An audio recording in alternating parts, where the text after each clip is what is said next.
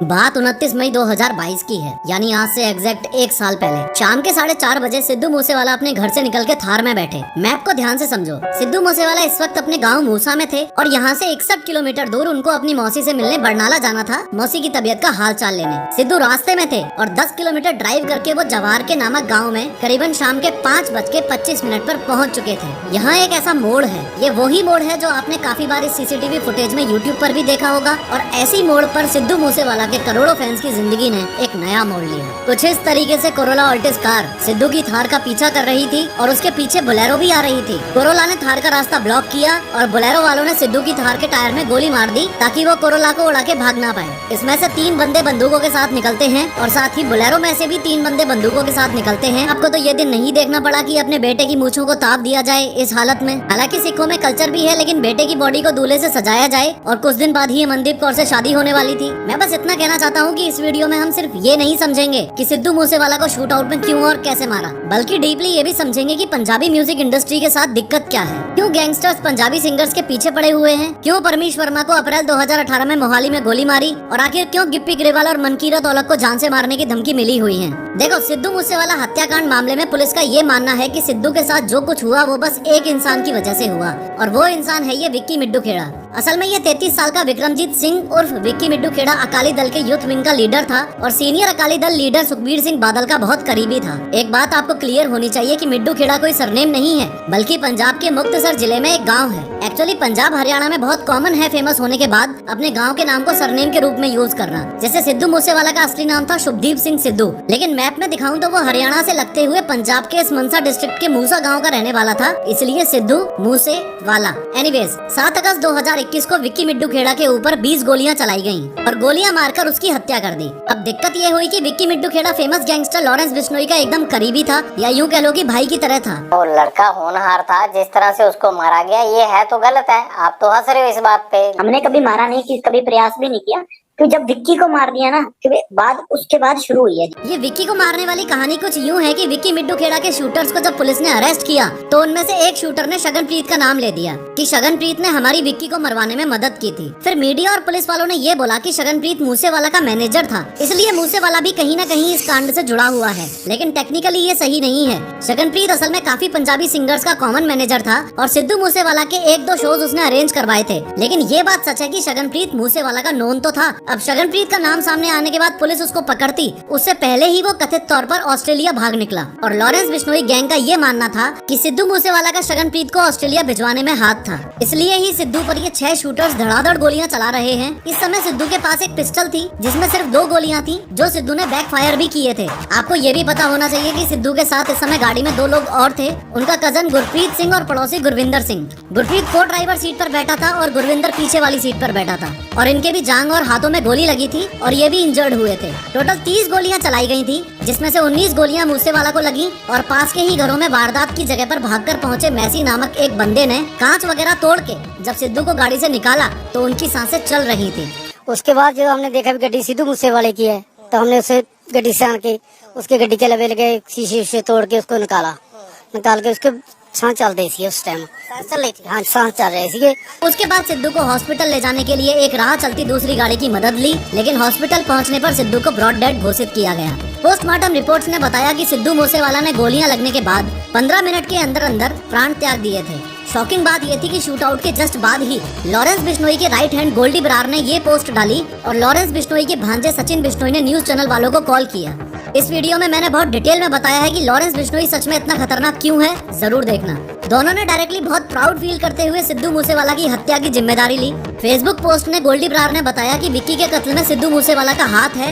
ये जानते हुए भी पुलिस ने इस पर कोई एक्शन नहीं लिया, इसलिए हमने एक्शन लिया। और सचिन बिश्नोई ने न्यूज वालों को कॉल करके बोला, सिद्धू मूसेवाला की हत्या में आप भी शामिल हैं? आपने पोस्ट भी डाली थी एक। हाँ मैं शामिल था, मैंने अपने हाथों से मारा उसको। सिद्धू मूसेवाला की हत्या क्यों किया आपने? पब्लिसिटी स्टंट है? क्यों मारा आपने इतने टॉप सिंगर को? नहीं, उसे किसी पब्लिसिटी स्टंट के या फिरौती के लिए नहीं मारा गया।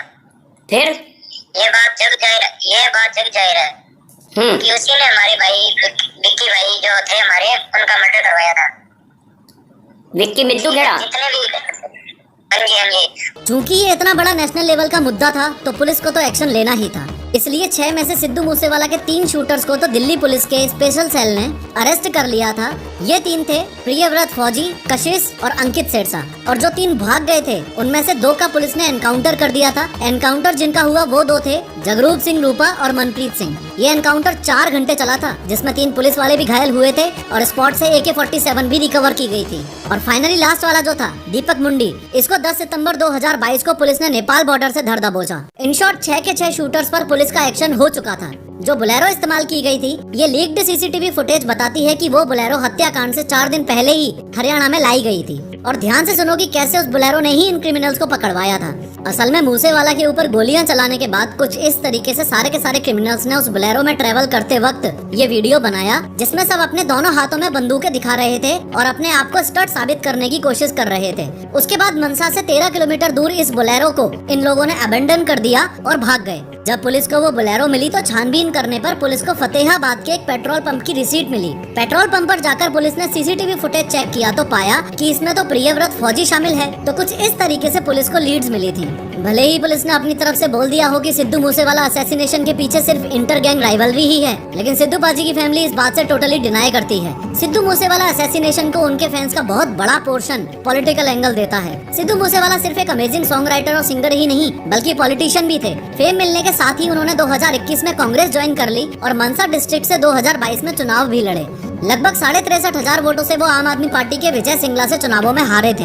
असल में पंजाब में आम आदमी पार्टी से पहले जब कांग्रेस की सरकार थी तब सिद्धू मूसेवाला की सिक्योरिटी पर काफी ध्यान दिया जाता था, लेकिन आम आदमी पार्टी की सरकार आते ही उनकी सिक्योरिटी 8 से हटाकर 4 गार्ड्स की कर दी। पॉलिटिकल एंगल इस केस को इसलिए भी दिया जाता है क्योंकि आम आदमी पार्टी ने सिद्धू मूसेवाला पर अटैक से जस्ट 1-2 दिन पहले ही 424 VIPs की सिक्योरिटी कम कर दी थी। यानी जिस दिन सिद्धू मूसेवाला पर अटैक हुआ उस दिन उनके पास घट के 2 सिक्योरिटी गार्ड्स ही बचे थे और हत्या के समय वो भी उनके साथ नहीं थे। साथ न होने का कारण ये बताया जाता है कि सिद्धू उस दिन अपनी मौसी से मिलने अपनी बुलेट प्रूफ फॉर्च्यूनर में नहीं बल्कि पर्सनल थार में गए थे। थार 4 सीटर होती है तो उसमें 2 और जनों को ले जाने की जगह नहीं थी। वैसे एक्सपर्ट्स का मानना ये है कि उस दिन अगर वो अपनी बुलेट प्रूफ फॉर्च्यूनर में सिक्योरिटी के साथ भी होते तो भी बच पाना मुश्किल था। एक्चुअली डिटेल्ड इन्वेस्टिगेशन के बाद पुलिस को ये पता चला था कि ये बहुत ही प्लान्ड शूटआउट था। इतना प्लान्ड कि इन 6 शूटर्स ने अपनी गाड़ियों में ग्रेनेड और लॉन्चर्स वगैरह तक रखे हुए थे, इनकेस अगर बंदूक चलने में कोई परेशानी आए तो। कुछ yet to be confirm reports ये बताती हैं कि शूटर्स के पास रशियन असॉल्ट राइफल AN-94 भी थी।